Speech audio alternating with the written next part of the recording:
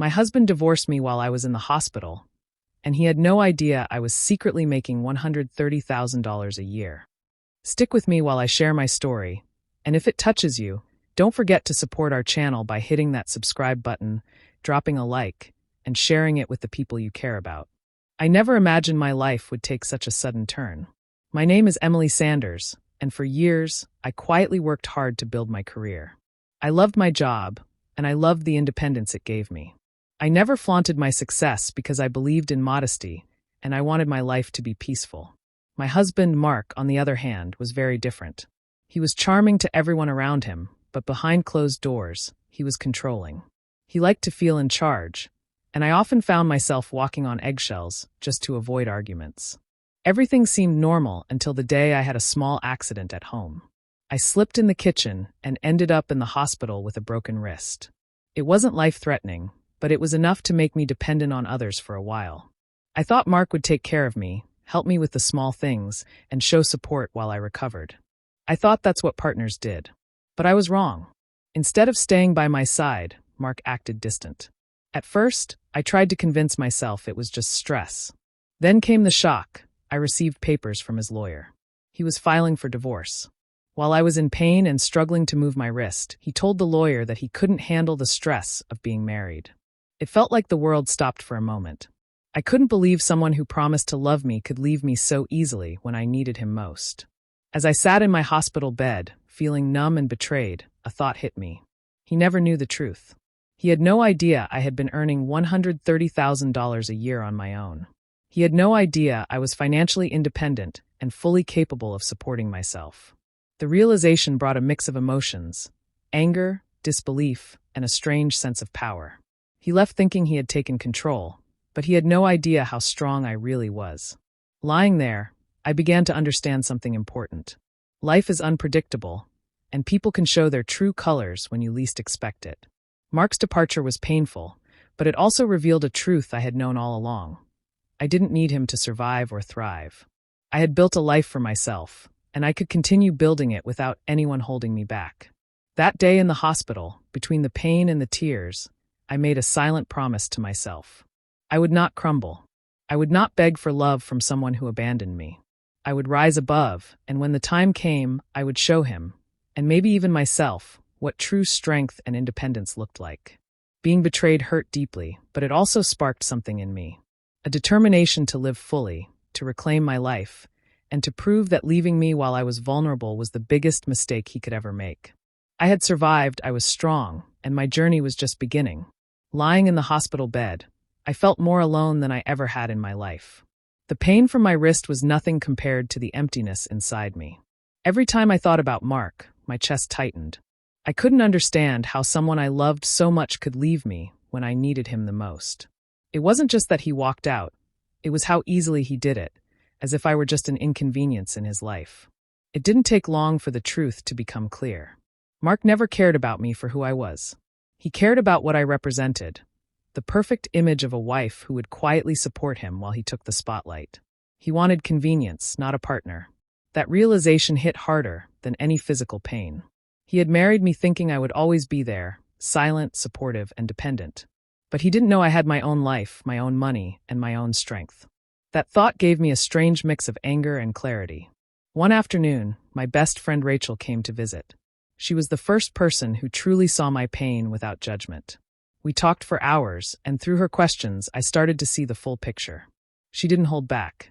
She told me how she noticed Mark's attitude over the years, how he flaunted control, how he only cared about appearances, how he would drop anyone who made things inconvenient for him. Rachel's honesty stung, but it also felt freeing. I had been blinded by love, but now I could see him for who he really was. Rachel encouraged me to think about myself, not him. She reminded me that I had worked hard, that I had built something on my own, and that I didn't need anyone's approval or support to thrive. That was when I realized I didn't have to stay stuck in sadness or anger. I could take this betrayal and use it as fuel. I didn't have to react immediately or seek revenge in a loud way, but I could start planning my life in a way that would show my strength and independence. Even from the hospital bed, I began imagining my comeback.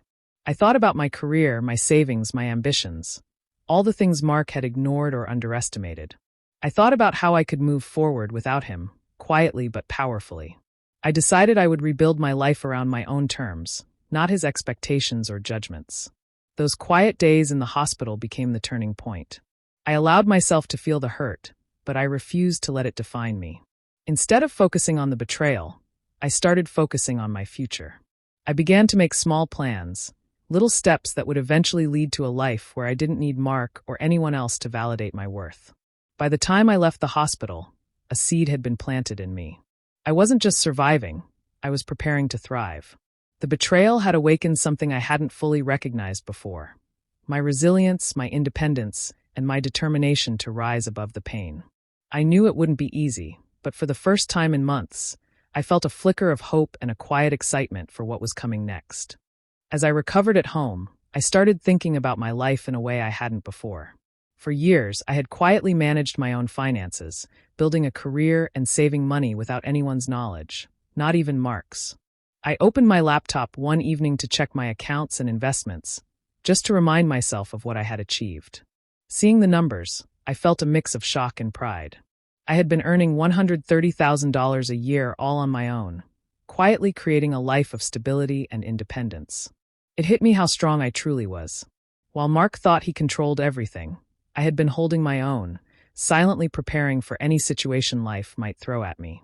All this time, I had built something solid, a foundation he never noticed, because he only cared about appearances and convenience. The realization made my anger rise, but it wasn't the kind of anger that screams or breaks things. It was quiet, sharp, and focused. I understood that my power was not in confrontation but in showing him, without a word, that I didn't need him. I also realized something else. Mark's lawyer had underestimated me from the beginning.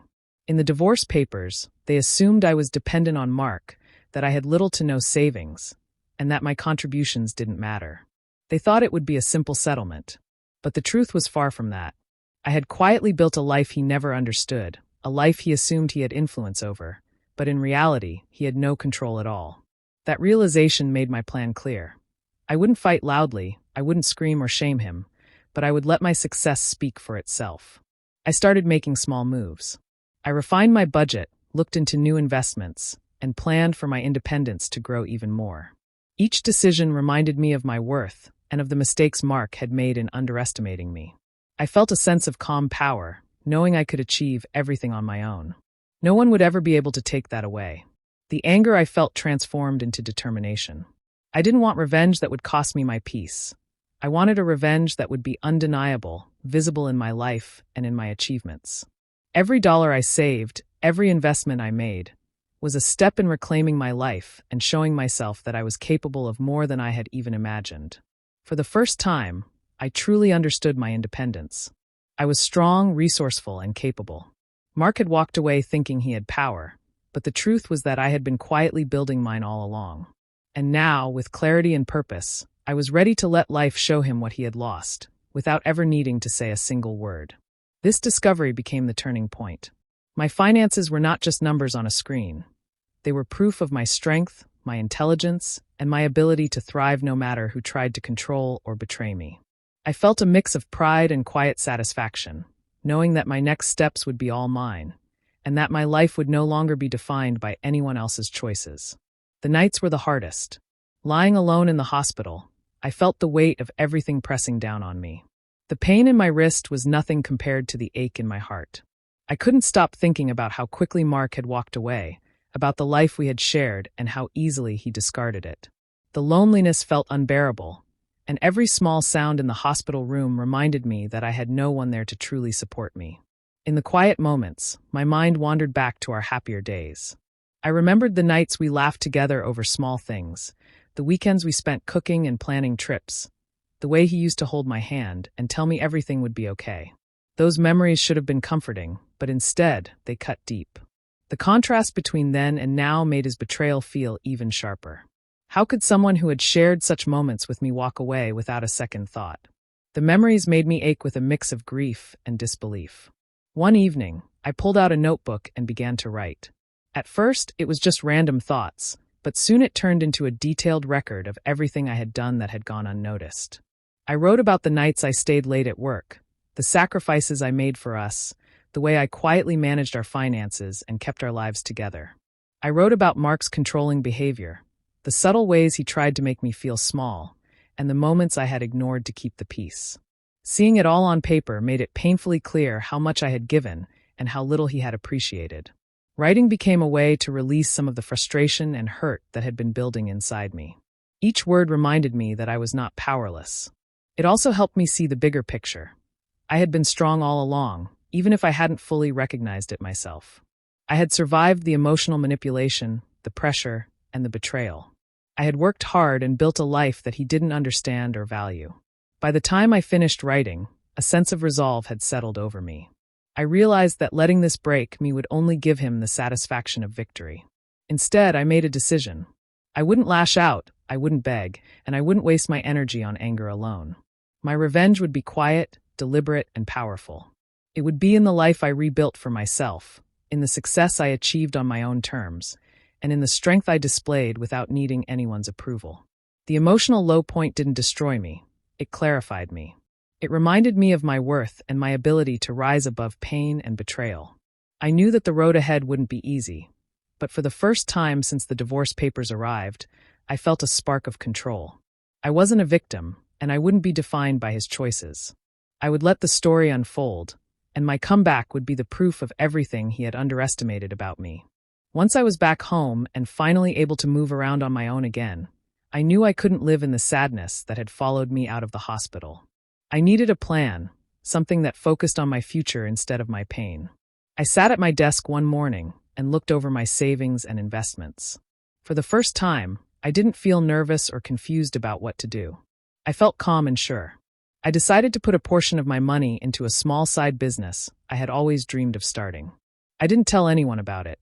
I wanted it to grow quietly, away from judgment, away from questions, and definitely away from Mark's shadow. Building that side business gave me a new sense of purpose. Every decision I made felt like a step toward a future that belonged only to me. I kept my head down, researched everything I needed, and took slow, steady steps. I didn't rush anything. I didn't want fast results. I wanted something strong and meaningful, something that would eventually become proof of my resilience. At the same time, I started working on myself. I signed up for small fitness classes near my apartment, not to change how I looked but to rebuild my strength. Moving my body again made me feel alive in a way I hadn't felt in months. I began journaling regularly, not about Mark, but about myself, my goals, my feelings, my progress. It helped me stay grounded and honest. I focused on my work as well. I showed up early, stayed organized, and gave my full effort. It wasn't about impressing anyone. It was about reminding myself of who I was, a capable woman who had built a successful career through discipline and talent. The more I worked on myself, the more I understood my own value. I had spent years shrinking to make space for Mark's ego, but now I finally had room to grow. Slowly, the hurt began to fade, and something new took its place. Confidence, peace, strength. I realized that I didn't need closure from Mark. I didn't need explanations or apologies. What I needed was to rebuild my life with intention and dignity. Every day, I gave myself small goals and celebrated the progress quietly. Meanwhile, Mark continued living his life as if he had left behind someone weak and helpless. From mutual acquaintances, I heard bits and pieces about his routine. He acted like he had made the right choice, like I was someone he didn't have to think about again. He had no idea what I was building. He had no idea how much stronger I was becoming. He still believed I depended on him, and that belief would become his biggest mistake. I didn't want loud revenge. I wanted the kind that grows slowly and speaks for itself. A life so stable, strong, and successful that it shows exactly what he walked away from. And brick by brick, that's exactly what I was building. After leaving the hospital, I felt a new kind of strength. The fear and sadness that had weighed me down for weeks were slowly being replaced by determination. I knew that if I wanted to truly move forward, I had to create a life that was entirely mine, free from Mark's influence. The first step was finding my own space. I moved into a small apartment near my work. It wasn't extravagant, but it was mine, and every detail reflected my independence. Setting up my apartment gave me a sense of control I hadn't felt in years. I organized my finances carefully, making sure every bill and expense was under my control. I enjoyed the quiet satisfaction of paying for everything on my own terms, knowing that no one else had a say in how I managed my life. This was more than money. It was a reminder that I could survive and thrive without anyone else. Mark, unsurprisingly, noticed the changes and tried to reach out. He called once, then again, leaving messages that were polite but full of excuses. I read them, let out a small sigh, and then deleted them without replying. I didn't feel the need to justify myself or explain anything. There was a small thrill in knowing he had no idea how well I was doing and how little power he still had over me. The irony wasn't lost on me. He had walked away thinking he was free from me, and now I was building a life that he could only watch from a distance. Work became my second refuge. I threw myself into projects, taking initiative and gaining recognition quietly. I wasn't doing it for anyone else's approval. I was doing it for me. Every successful project, every compliment from my boss, and every step forward reminded me that I was capable and resilient. I felt pride in my accomplishments, and it was a pride that didn't need validation from Mark or anyone else. Outside of work, I focused on myself. I reconnected with friends, took up new hobbies, and learned to enjoy my own company. Life was slowly becoming richer and more fulfilling, layer by layer. I didn't need to broadcast my progress. The satisfaction of thriving quietly was far more rewarding than proving anything to anyone. Meanwhile, Mark remained completely unaware of the life I was building. He assumed I was still struggling emotionally and financially, that I had fallen apart without him. Every time I thought about that, I smiled quietly to myself. The best revenge wasn't confrontation. It was living well, being happy, and being completely in control while he continued to underestimate me. By the time a few months had passed, I could feel a difference in myself. I was no longer the woman who had been abandoned in a hospital bed. I was independent, confident, and in charge of my own life. Mark's absence no longer caused pain. It was a reminder of what I had gained by focusing on myself. I had risen above the betrayal, and for the first time in a long time, I felt completely free. As I grew more confident in my independence, I started attending community events and programs that interested me. These were not events for show, but places where I could learn, meet people, and build connections. Slowly, I noticed Mark's friends, and even some family members noticing me. They mentioned my achievements, my confidence, and my calm, self-assured presence. I didn't say anything about Mark, and I didn't need to. My success spoke for itself, quietly and powerfully. I focused on sharing my energy and ideas, not on proving anything. People began respecting me for my work, my insight, and my determination. Invitations to speak, to lead small projects, and to mentor others started coming my way. Each new recognition reminded me of how much I had accomplished without relying on anyone else, and how unnoticed it had been by Mark while we were together. It was deeply satisfying to see that the world valued me for who I was, even if he never had. Mark, on the other hand, seemed unaware of the changes. I would hear from mutual acquaintances that he had been asking about me, trying to figure out what I was doing, but never seeing the full picture. The more he tried to understand my life, the more frustrated he seemed to get. I could almost imagine him realizing that he had underestimated me completely. I didn't need to confront him or explain anything. The frustration he felt came naturally as he watched from afar. Through all of this, I felt a growing sense of power. It wasn't about control over others. It was control over myself. I was making decisions, earning respect, and building influence quietly. People were turning to me for advice and support, which felt like a reward for the patience, effort, and resilience I had cultivated over the years. I also found that thriving quietly gave me a deep sense of peace. There was no need to boast, argue, or make anyone feel small. My life was evidence enough of my strength. I had learned to let actions and accomplishments speak louder than words, and the results were undeniable. By the end of the year, I could see the full effect of my quiet success. Mark's absence was no longer a wound. It was a reminder that I didn't need him or anyone else to validate me. My career, my independence, and my social connections were growing steadily, and I was proud of everything I had built. The respect and recognition I earned were mine, and they were lasting because they were built on real effort and integrity. The satisfaction I felt wasn't just about revenge. It was about reclaiming myself. I had taken betrayal and turned it into motivation, and now my life reflected my strength. Mark's frustration was simply a side effect of my quiet triumph. I had achieved something he could never have taken from me, and I did it without a single harsh word, confrontation, or display. My life had become my silent, but most powerful revenge. Over time, I started hearing small updates about Mark through mutual acquaintances. It seemed that life wasn't going as smoothly for him as he had hoped. He was facing financial difficulties, struggling to manage his expenses, and even having tensions in his new relationship. I didn't feel satisfaction in his struggles, but I did feel a quiet sense of justice. The man who had left me thinking I was powerless now had to face the consequences of underestimating me. Meanwhile, my own life continued to improve. The investments I had quietly made began to grow steadily, and my work brought new promotions and opportunities. I was living comfortably, more independently than ever before, and for the first time in a long while, I felt genuinely free. I realized that the life I had built was not just about money. It was about stability, confidence, and control over my own future. One of the most rewarding parts of this period was the ability to help others. I began supporting some mutual acquaintances who needed guidance or a helping hand, but I did it anonymously. I didn't want recognition or praise.